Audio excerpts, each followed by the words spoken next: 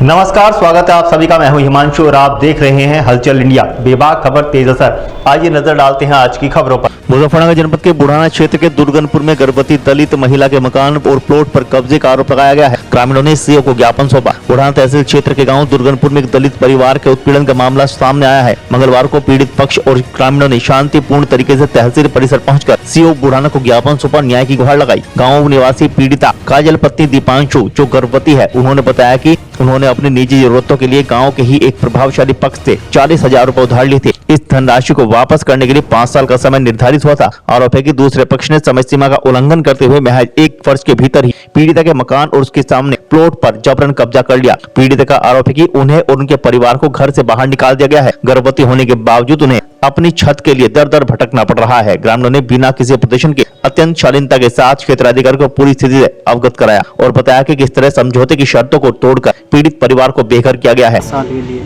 तो उन्होंने 5 साल से पहले जी उधार दे दिए हमें। उनने 5 साल का टाइम रखा था हमारे लिए ज़मीन पे, तो बोला तुम कभी भी छुटा सको उसे।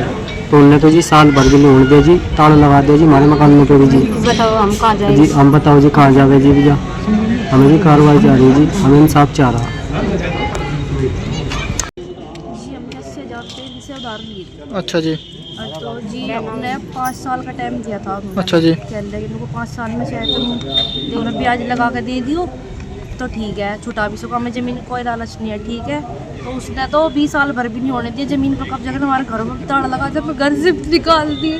हाँ जी। मेरे पति को भी मारने चढ़ रहे थे, तब हमारे जो बड़े हैं उन्होंने रोकने की कोशिश की, उनको भी जेल भिजवा दिया। क्या नाम है आपका? मेरा नाम जी काजल है।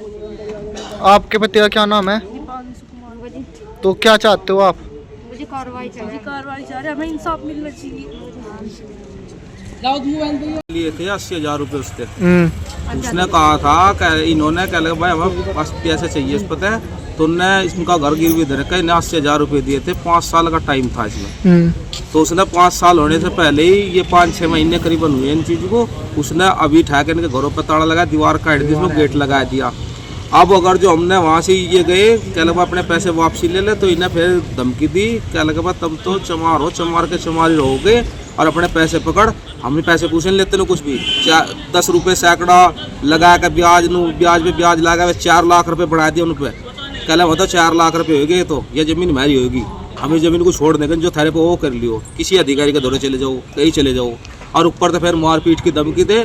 पुलिस जो है वहाँ से उनके दौरे उठती बैठती है, ठहकर 7-17 की हमें धमकी दे, अब थारे पर 7-17 करवा देंगे, मुकदमा करवा देंगे थारे पे, यह धमकी दी जा हमें वहाँ से। ये मामला है जी हमारा, हमें तो इंसाफ चाह जी, कि इंसाफ मिले जा। नहीं तो भगवंत विदा करने का काम करेगा जी। गाँव में तो 4 चमार है जी, हम ये 4 के 4 आज ही विदा कर ले रहे, कल को विदा कर देंगे जी, फिर रह के जाएगा जी वहाँ से गाँव में। महिलाओं का आरोप है मारपीट का। आज ही इनके साथ करे जी, गाली गड़ोच करे जी, मेरे साथ भी गाली गड़ोच हुई आज।